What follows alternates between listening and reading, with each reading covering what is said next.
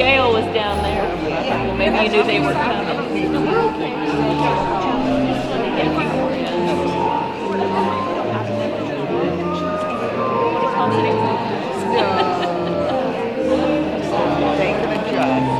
Well, sometimes they can take, I guess, through no, it's usually Addie Lou that's running it. No, they were in Dallas. Oh, okay. So that's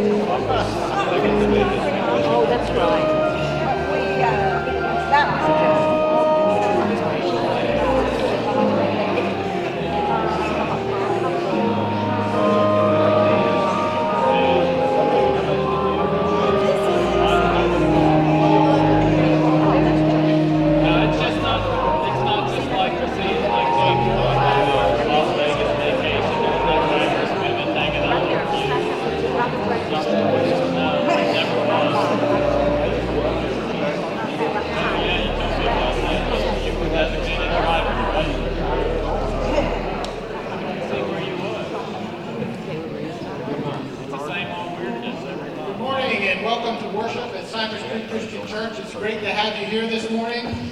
So many of us are still continuing with the Thanksgiving holiday, and today we also start the first Sunday of Advent, where we look forward in anticipation for the light of hope coming into the world. Please join me, if you would, in the call to worship this morning. In the first chapter of Luke's Gospel, we hear of God's coming light. Luke writes, "Because of our God's deep compassion, the dawn from heaven will break upon us, to give light to those who are sitting in darkness, those sitting in the shadow of death. This light will guide them and all of us on the path of peace."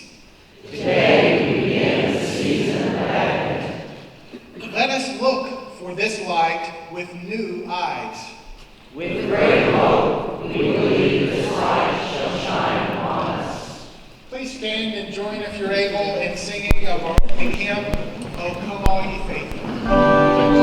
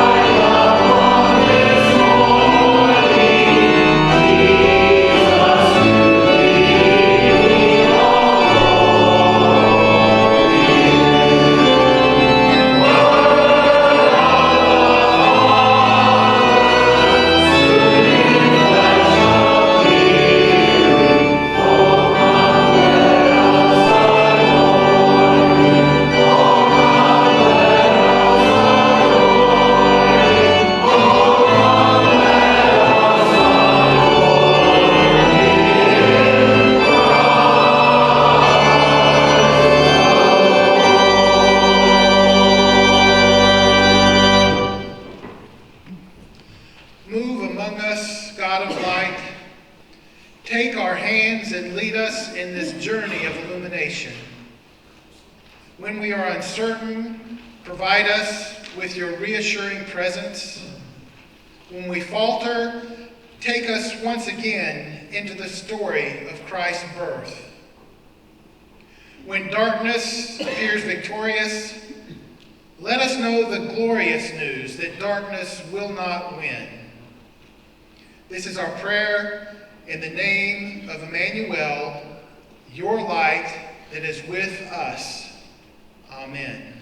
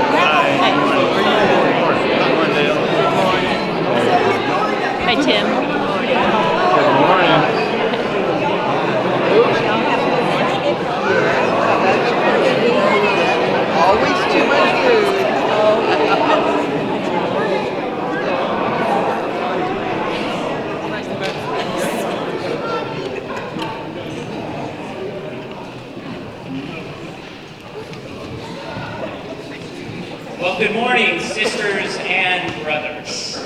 I want to welcome you on this first Sunday of December, this first Sunday of the Advent season, what is, at least on the church calendar, the new year.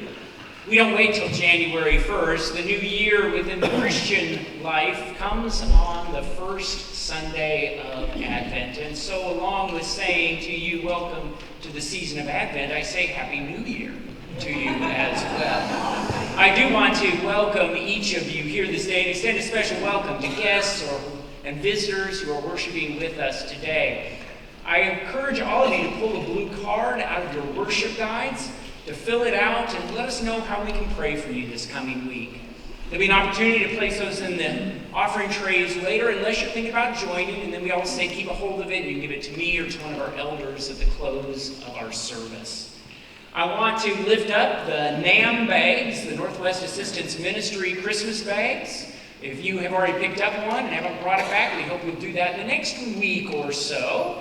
But there's still some bags to pick up if you would like to participate in that. There is a list of possible items so that you can be given direction. You can choose the age of the child as well.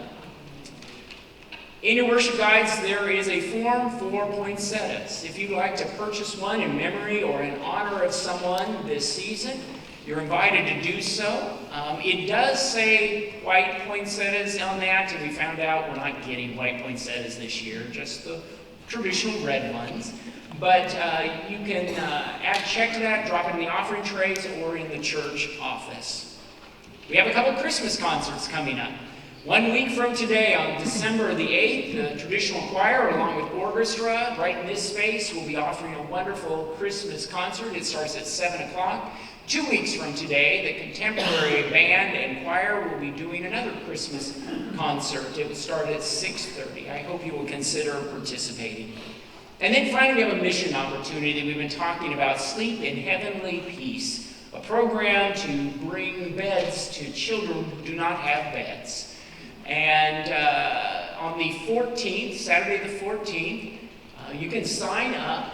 You're not delivering all 125 beds. You will go out with a small team and deliver a few beds. There will be a person with you who knows what to do and how to set up the beds. but you will be there to help.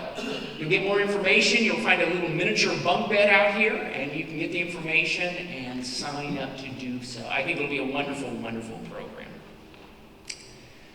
Now let us begin our Advent experience with a story.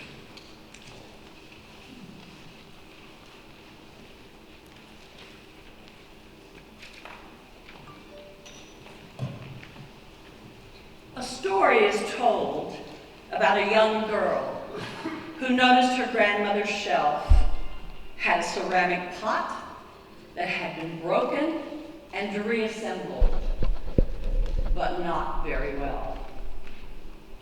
Even 2 small pieces were missing, and for the longest time, the young girl didn't question it because she didn't want to be rude to her grandmother. She didn't want to sound critical. But then one evening she noticed that that pot had been moved from the shelf to the table. The grandmother lit a candle and placed it inside the pot, lit it, and then turned out all the lights, and the grandmother and granddaughter stood there in silence. And then slowly and with great thought, she said to her granddaughter, "When the world mocks and ridicules you, criticizes your brokenness in your life, and it will, remember that it is the brokenness that God will use to reveal His divine light to everyone who needs it." Again, when the world mocks and ridicules and criticizes your brokenness, as it surely will, remember, it is that brokenness in your life that God will use to reveal His divine light, radiating to all who will see it. It is that brokenness that God will be able to use, maybe even years later, to bring light, real, relevant light, to others who've come to believe that they are nothing but cracked and useless vessels. In the name of the Father, and the Son, and the Holy Spirit. Amen and amen.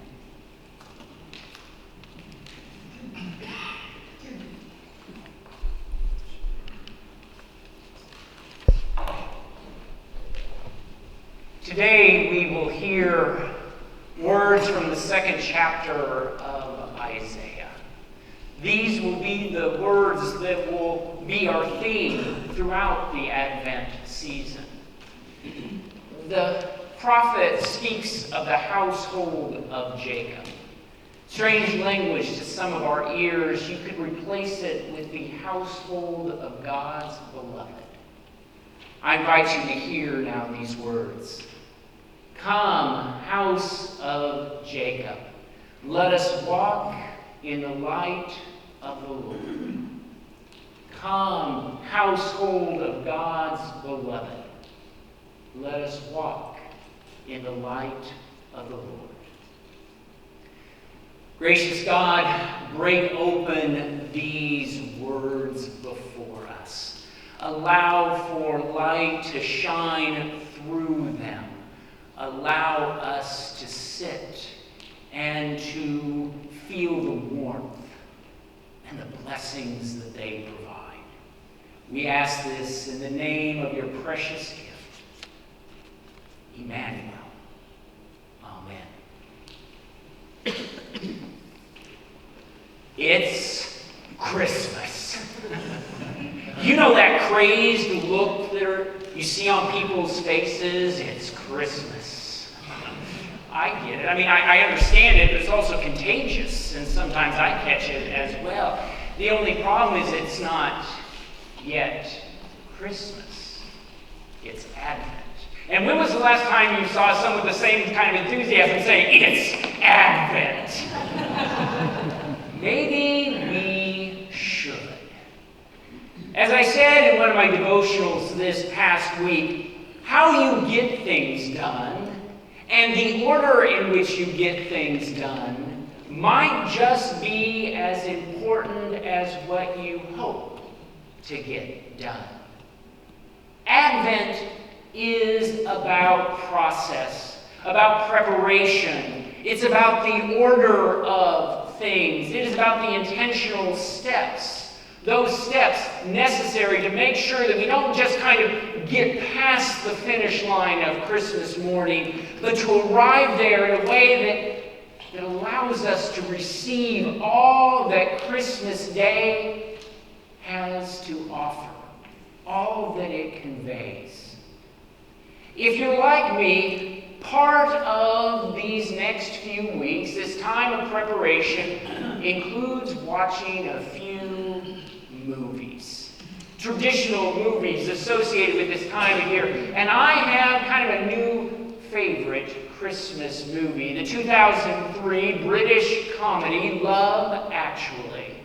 It stars some well-known faces, Emma Thompson, Alan Rickman, Hugh Grant. It's a movie that begins 5 weeks before Christmas. But what I find fascinating is that there are 10 separate storylines that occasionally brush up against each other, and yet for the most part, they remain unique to themselves. Each story, with their own unique character, they are moving toward Christmas Day. But they are all people who have, to that point, been playing it safe, doing what others expect them to do, ignoring what is truly important. And then, like any good movie, there is that moment, a crisis, a turning point, and a decision needs to be made. Will I take a risk? Will I throw caution to the wind? Will I speak honestly? Will I speak with a sense of courage? Will I accept the possibility of complete failure? Will I accept the possibility of falling flat on my face? Well, what they discover is that it's worth the risk because it's all about love. Not only love for another, but love of self as well. I've come to believe that much of the problem when it comes to us as people of faith is that we have convinced ourselves that religion is about risk avoidance. The wonderful author Richard Rohr writes, "Religion is one of the safest places to hide from God." And I would add that religion is one of the safest places to hide from the ways of God. In the prophet Isaiah, we hear words that speak about one who is coming to save God's people. But to save them from what? As you dig through the prophet, I believe the prophet is suggesting that we need to be saved from a religion that has become too safe. Jesus, later in his life, will quote the prophet Isaiah many times.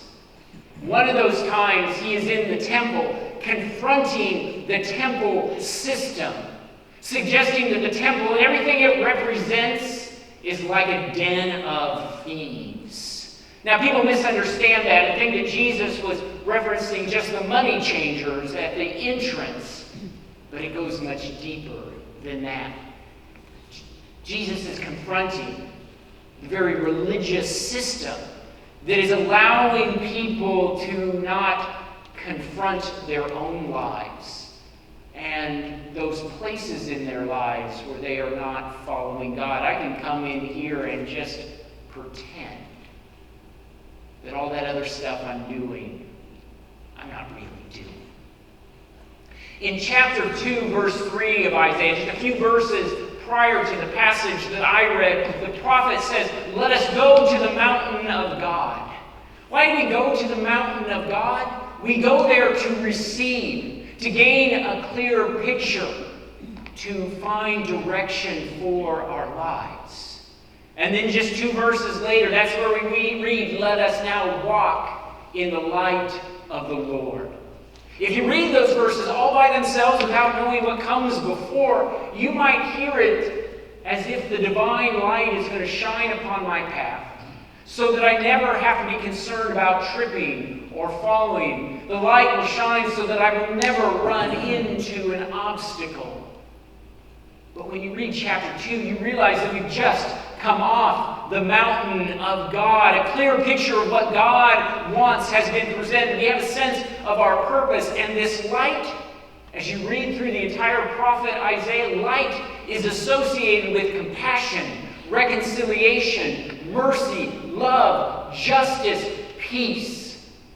Yet too often we just think it's light that's going to keep us safe. But those demanding qualities, compassion, reconciliation, mercy, love, justice, peace, if they are done correctly, will require some risk. I used to direct a youth church camp every summer. And one of the activities we would do after dark was to play a game of flashlight soccer. Every one of the youth would have a flashlight, and then we'd just play basically a traditional game of soccer. I was fascinated to see how there were 2 different approaches to the game. There were those who played it safe, using their flashlight to look on the ground, looking for any hole or obstacle, any danger. They were the ones that, when we were done, came out unscathed. And then there were the others. They played full throttle. And the light, they pointed it towards the ball or towards the goal. And they were the ones that had the most spectacular crashes. They were the ones that came out of the game a little bloodied and bruised. But they were the ones who actually played the game. Jesus, this gift whose birth that we will soon celebrate, is described as the light of the world. This holy light is not given to the world for the sake of risk avoidance. It is about living in the way of the light. As Isaiah understood that, that's compassion, reconciliation, mercy, love, justice, and peace. And if those things are done correctly, there is no risk avoidance. There's only vulnerability. There's only the potential for danger. Years ago, when I was working in West Lafayette, Indiana, I got acquainted with an old retired farmer by the name of John. And any stereotype you have of a farmer, you found him in John. Loved that man. But from the day I met him, he always walked with a limp, often using a cane. And so when I heard he was getting a knee replacement, I was thrilled. And I was there, sitting with him in the pre-op holding area the day of surgery. And it was there that he told the story of how he hurt his knee. He was telling it to the nurse. One night I looked out my window, he told us, and the barn was on fire. Now, it was no big deal because it had just some old tools and an old tractor I didn't use, but it had my dog in it. It's where I tied him up, otherwise he would wander away at night and be gone for 3, 4, 5 days. So John said I rushed down the stairs, half dressed and into the night, across the way, into the burning building. I got the dog, unhooked him, picked him up, and ran out of the barn. And I ran as far away from the burning barn as I could, not noticing the beam that was holding up a new fence post, and smack, right on the kneecap, full speed, crushing his kneecap. He said for months they braced it and taped it and put me through physical therapy, but nothing really helped. And then he kind of smiled and said, but you know, once it's fixed, I'm going to have nothing to help me tell this story anymore. Is he still alive, the nurse asked. Who? John asked. The dog. Well, that's been almost 12 years ago since the barn burned, but yeah, the dog's still alive. And then John said, you know, he never said thank you. The nurse said, what? The dog never said thank you. And then she asked, well, knowing that the dog's never going to say thank you, would you do it over again? And John thought about it for a minute and said, yeah, I think I would. But this time, as I ran out of the house, I might grab a flashlight. Some would say that John didn't have the light that night. But I would suggest otherwise. Because what John had was compassion and love and concern for one of God's creatures, a dog. And John was willing to risk for the sake of that dog. That's what it means to walk in the light. Because following this gift of God that's coming into the world is not about risk avoidance. It's about something very different. Elizabeth, Mary's relative, walked in the light. Did it mean that she knew no pain? She would watch her child John, the one who set the stage for Jesus, be executed. Mary, the mother of Jesus, who walked in the light. Did she avoid every obstacle of suffering? No, she would watch her own child suffer and be crucified. But they didn't, because God did not choose risk avoidance. God, in the form of Emmanuel, risked everything, becoming hope for this world, and demonstrating, embodying that gift. Did you ever do something as a kid that wasn't all that smart, but you did it because someone else first did it? What did your parents say when they found out? If Joey jumped off a cliff, would you jump off a cliff? And of course the answer is no.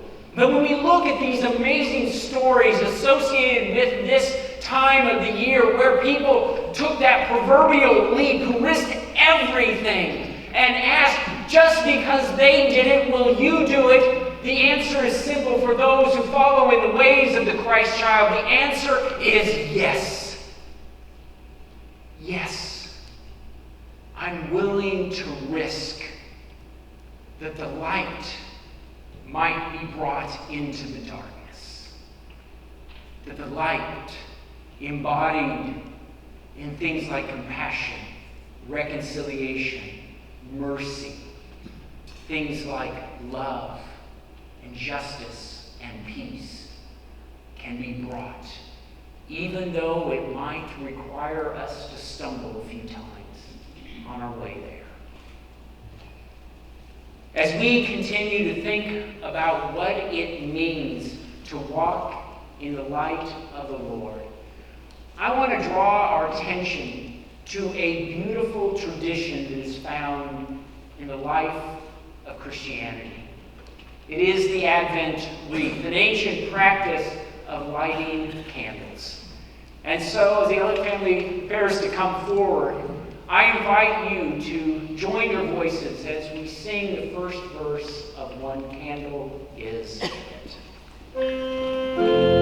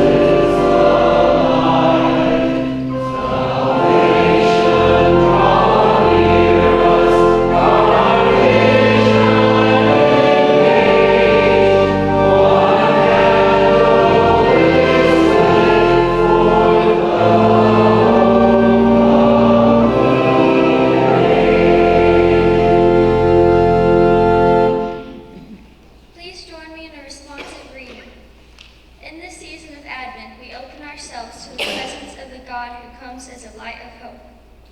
We wait for the gift of the Christ child, but as we wait, we commit ourselves to those practices that will make us more receptive. In the prophet Isaiah, we hear the invitation. Come, let us walk by the light of the Lord. Today we light the first candle on our Advent wreath. The candle of hope, May the light of faithful expectation shine through us. and provide a pathway for the world around us.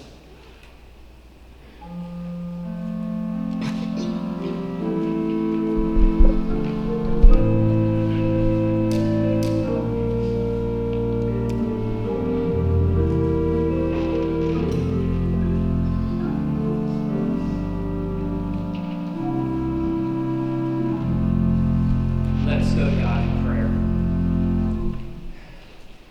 The world around us is moving quickly towards Christmas, but we pause, God,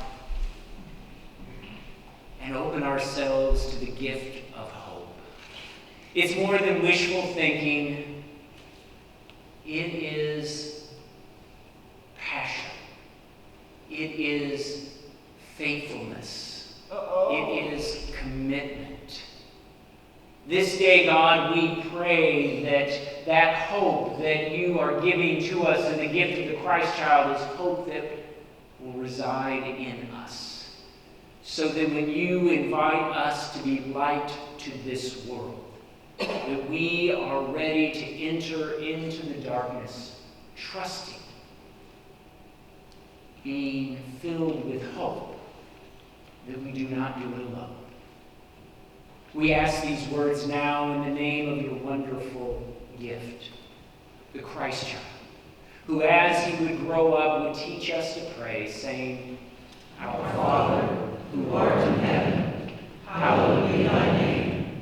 Thy kingdom come, thy will be done, on earth as it is in heaven. Give us this day our daily bread, and forgive us our sins, as we forgive those who sin against us. And lead us not into temptation, but deliver us from evil. For thine is the kingdom, and the power, and the glory forever. Amen.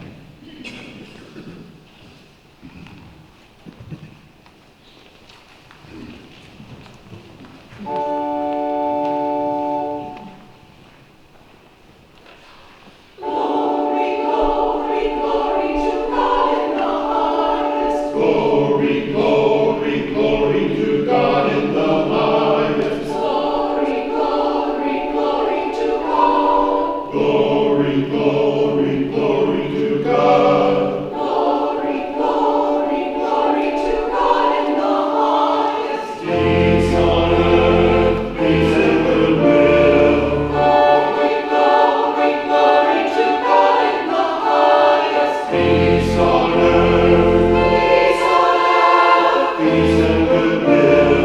Glory, glory, glory to God in the highest. Glory, glory to God in the highest. Peace on earth,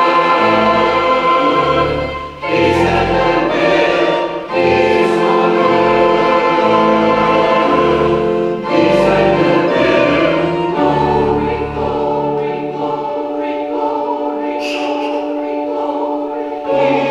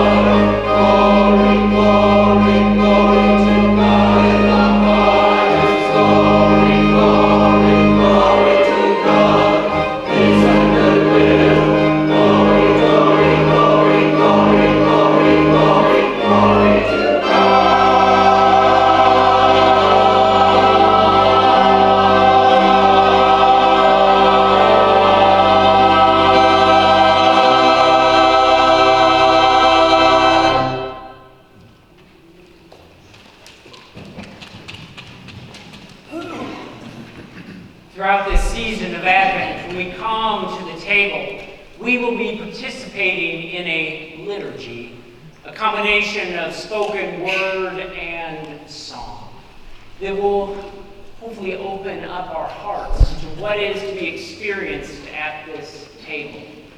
Within our tradition, all are invited to participate. You do not need to be a member of our church, part of our tradition.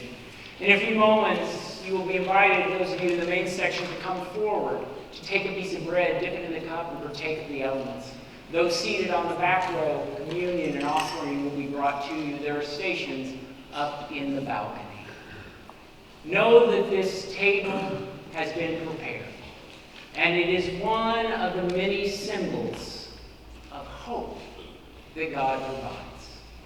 Let us now prepare our hearts and minds as we sing together.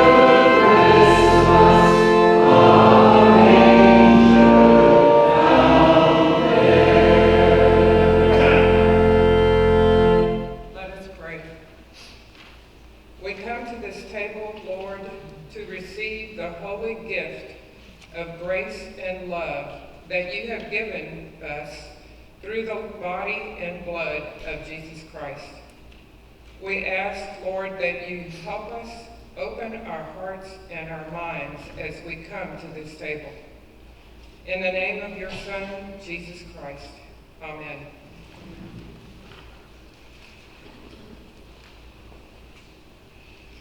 The table is set.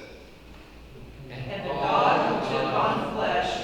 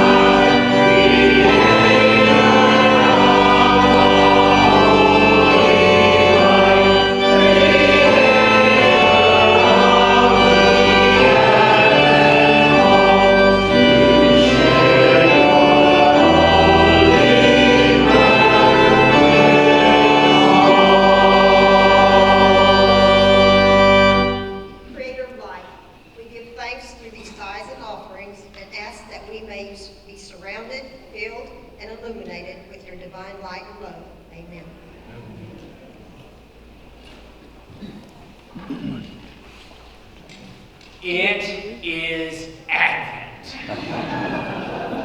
My hope and prayer is that you go out of this place not just screaming and towards Christmas, but that you take the time to enjoy, to recognize that this season is a gift to us, because preparation, the process, the steps, they're all important, so that we just don't make it to the finish line of Christmas morning exhausted and glad it's over, but that we have made ourselves ready to receive God's gift anew, to receive it in a way that we have never imagined before. Here at Cypress Creek Christian Church, every Sunday, we extend an invitation. It is an invitation to become a part of this faith community. It is an invitation to give one's life to the one that we call Emmanuel, God with us. And you can respond to that invitation either by coming forward as we are singing our hymn of discipleship, or by meeting with one of our elders or pastors after the service. Let us now join our voices in our hymn.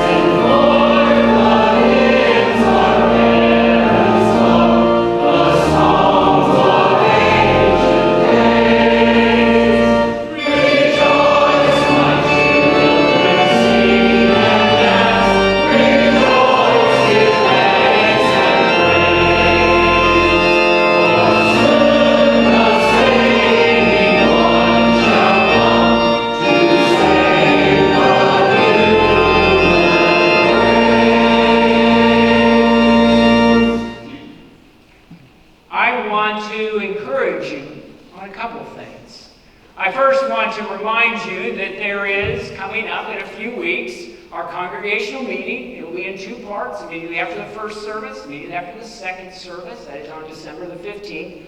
Make sure that you plan to attend. That is always important in communicating information to the congregation. But then I also want to just remind you about that opportunity of ministry and service by delivering beds to children. Again, you don't have to know how to set it up. There'll be somebody there to help guide, and it's really a very simple process. And then I want to remind you about something you may have seen in the activity room.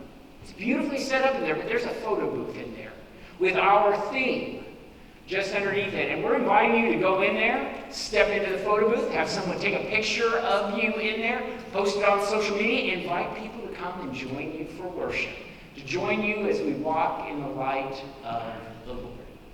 And then I forgot to mention there were postcards on your chairs that announce both of the concerts. Take it home, put it on your refrigerator, or maybe take it home and give it to somebody in an invitation to come to the concert. I invite you now to reach out, taking a hand of somebody close, and let us join together in our closing prayer. Gracious God, may your love and our lives come together in a life lived in love. May Jesus be our mentor and our model, and may the world see in us a life that is willing to put love first in all things. Amen.